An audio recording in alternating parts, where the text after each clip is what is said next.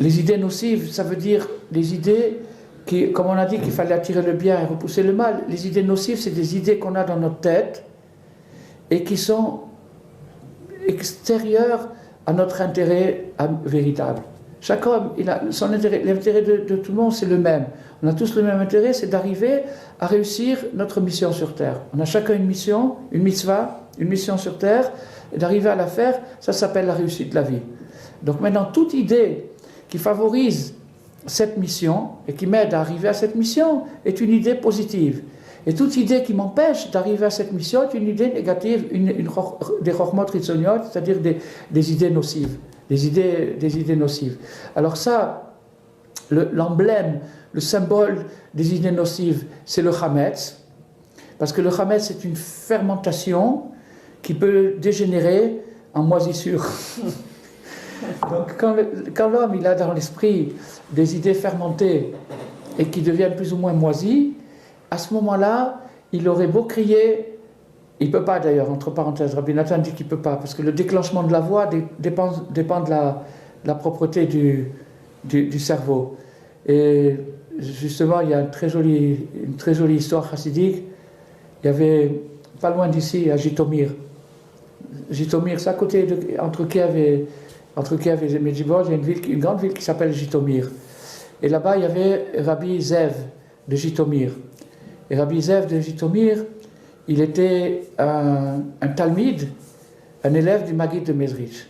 Maggid de Mezrich, c'était l'élève du Baal Shem Tov, et Rabbi Zev de Jitomir était un élève du Maggid de Mezrich. Mais ce Rabbi Zev, il appliquait ce qu'on a vu ce soir, c'est qu'il ne voulait pas gagner d'argent de rabbinat, de rien du tout, il ne voulait pas du tout d'avoir des fidèles, des chassidim, etc.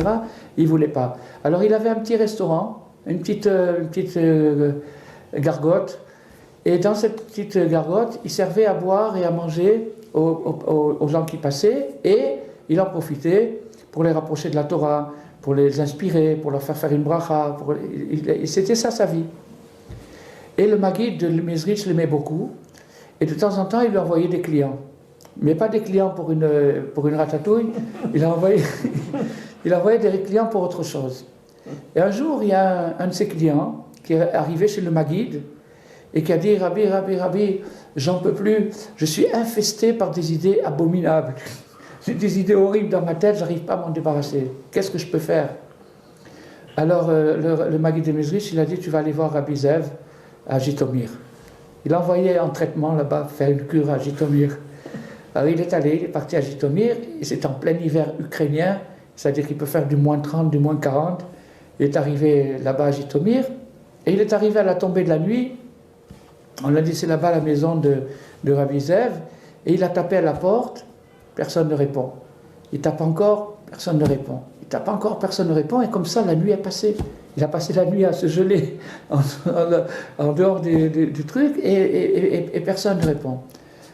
Au matin, la porte s'est ouverte, et Rabbi Zev l'a reçu, Baruch Haba, Akasha rentre, il l'a fait rentrer, il a donné un café, il a fait des trucs, et il a laissé passer quelques jours sans rien lui dire, pas un mot.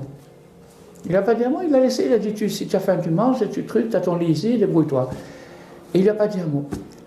Alors, au bout de 3 jours, le client en question, il a dit remboursé. Qu'est-ce que c'est que ça? Qu'est-ce que c'est que ce rabbi? Il me dit rien. Où on m'a envoyé? C'est qui on m'a envoyé? Il m'a rien dit. D'abord, premièrement, il m'a fait souffrir pendant toute une nuit. Et en plus de ça, si j'avais au moins appris quelque chose, j'ai rien appris du tout. C'est pas juste. Alors il a explosé. Il a dit à Rabbi Zev, excusez-moi, mais quand même, je ne comprends pas trop votre comportement. Vous m'avez laissé attendre toute la nuit dehors au froid. Et après, vous m'avez rien dit du tout. Et le Maggid, il m'a envoyé chez vous. Je ne comprends pas, qu'est-ce que je ressors avec ça? Il a dit, qu'est-ce que tu ressors? Je vais te dire. Je t'ai appris une leçon. Je t'ai appris que c'est toi le propriétaire de ta maison. Et que si tu ne veux pas laisser rentrer quelqu'un, tu ne le laisses pas rentrer. C'est la même chose avec les pensées. Si tu ne veux pas qu'elles rentrent, laisse-les dehors.